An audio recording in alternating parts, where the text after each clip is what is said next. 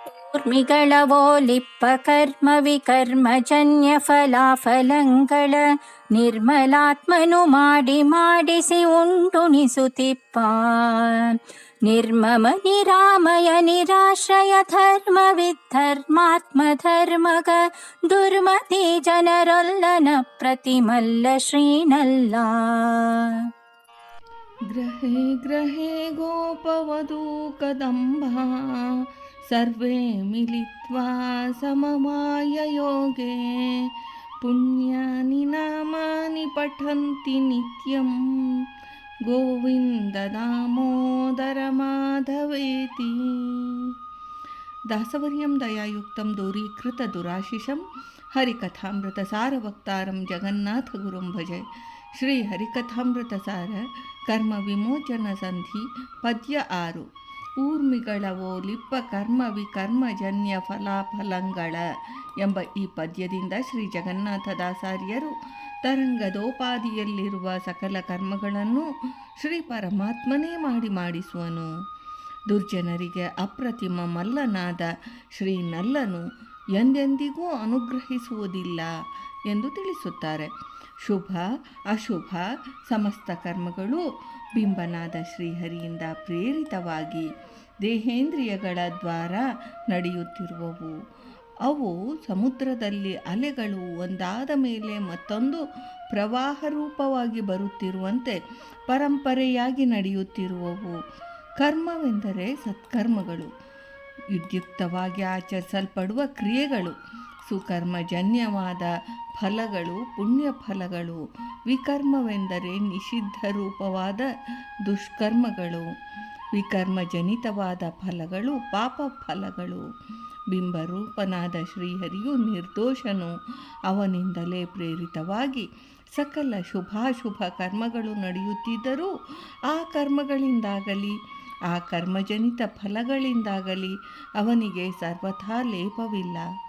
ಇದರಿಂದ ನಿರ್ಮಲಾತ್ಮನಾದ ಆ ನಿರಂಜನನು ದೇಹೇಂದ್ರಿಯಗಳಲ್ಲಿದ್ದು ವ್ಯಾಪ್ತವಾಗಿದ್ದು ಜೀವರಲ್ಲಿ ಅಂತರ್ಯಾಮಿಯಾಗಿದ್ದು ಆಯಾಯ ಜೀವರ ಅನಾದಿ ಕರ್ಮಗಳಿಗನುಸಾರವಾಗಿ ಸಮಸ್ತ ಕರ್ಮ ವಿಕರ್ಮಗಳನ್ನು ಬಿಂಬಕ್ರಿಯಾದ್ವಾರ ತಾನೇ ಮಾಡಿ ದೇವದೈತ್ಯರ ದ್ವಾರ ಮಾಡಿಸಿ ಆಯಾಯ ಕರ್ಮಗಳ ಫಲವನ್ನು ಜೀವರಿಗೆ ಉಣಿಸುವನು. ಬಿಂಬಕ್ರಿಯಾದಿಂದ ಪ್ರತಿಬಿಂಬರಲ್ಲಿ ಕ್ರಿಯಾಭಿವ್ಯಕ್ತಿಯಾಗುವುದರಿಂದ ಕರ್ಮಾಂತರ್ಗತ ತಜ್ಜನಿತ ಫಲಾಂತರ್ಗತ ಸ್ವಾಖ್ಯ ರಸಗಳನ್ನು ತಾನು ಸ್ವೀಕರಿಸುವನು. ಸ್ವಸ್ವರೂಪ ಭೂತರಸ ಸ್ವೀಕಾರದಿಂದ ಉಣ್ಣುವನು. ಬಿಂಬನು ಉಂಡರೆ ಪ್ರತಿಬಿಂಬಭೂತರಾದ ಜೀವರಿಗೆ ತದನುಸಾರವಾದ ಕರ್ಮ ಫಲಾನುಭವ ಉಂಟಾಗುವುದು. ಹೀಗೆ ನಿರ್ಮಲಾತ್ಮನು ಸಕಲ ಕರ್ಮಗಳನ್ನು ಮಾಡಿಸಿ ತಜ್ಜನ್ಯ ಫಲಗಳನ್ನು ಉಂಡು ಜೀವರಿಗೆ ಉಣಿಸುವನು. ಸರ್ವಕರ್ಮ ಪ್ರೇರಕನಾದ ಆ ನಿರ್ಮಲಾತ್ಮನಿಗೆ ವೈಷಮ್ಯ ನೈರ್ಘಣ್ಯಾದಿ ದೋಷಗಳಿಲ್ಲ. ಆಯಾಯ ಜೀವರ ಯೋಗ್ಯತೆಗನುಗುಣವಾಗಿ ಫಲಪ್ರದನಾಗಿದ್ದಾನೆ. ಅವನಿಗೆ ಮಮತೆಯಾಗಲಿ ದ್ವೇಷವಾಗಲಿ ಇಲ್ಲ. ಇದರಿಂದ ನಿಷ್ಪಕ್ಷಪಾತಿಯಾದ ಶ್ರೀಹರಿಯು ನಿರ್ಮಮನು.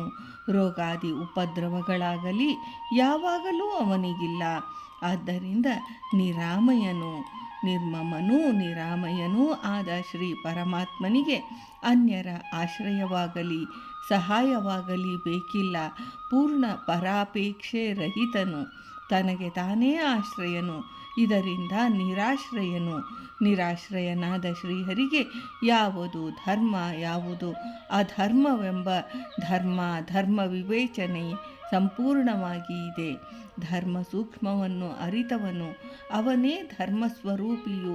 ಯುಗಗಳಲ್ಲಿ ಅವತರಿಸಿ ಧರ್ಮವನ್ನು ಸಂರಕ್ಷಣೆ ಮಾಡುವ ಧರ್ಮಪ್ರಭುವು.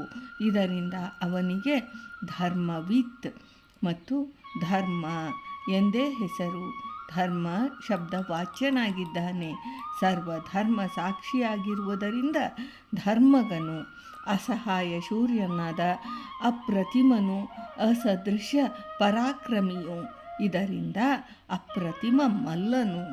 ಅಪ್ರತಿಮಲ್ಲನಾದ ಶ್ರೀ ಪರಮಾತ್ಮನು ಶ್ರೀನಲ್ಲನು ಅಂದರೆ ಶ್ರೀ ಲಕ್ಷ್ಮೀರಮಣನು ದುಷ್ಟ ಸ್ವಭಾವವುಳ್ಳ ತಮೋಯೋಗ್ಯ ಚೇತನರು ದುರ್ಮತಿಗಳು. ಅವರು ಭಗವದ್ವೇಷಿಗಳಾದ್ದರಿಂದ ಅವರ ಸೇವಾದಿಗಳನ್ನು ಸ್ವೀಕರಿಸುವುದಿಲ್ಲ. ಅವರು ಭಗವದ್ ಅನುಗ್ರಹಕ್ಕೆ ಪಾತ್ರರಲ್ಲದ ಕಾರಣ ಅವರಿಂದ ದೂರವಿರುವನು. ಇದರಿಂದ ದುರ್ಮತಿಯು ಜನರನ್ನು ಒಲ್ಲನು ಎಂದರ್ಥ.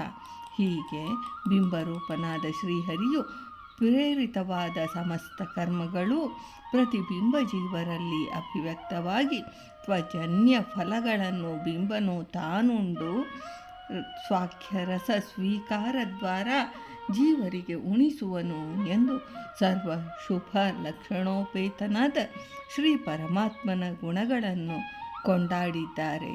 ಭಾರತೀ ರಮಣ ಮುಖ್ಯ ಪ್ರಾಣಾಂತರ್ಗತ ವೃಂದಾವನ ವಿಹಾರಿ.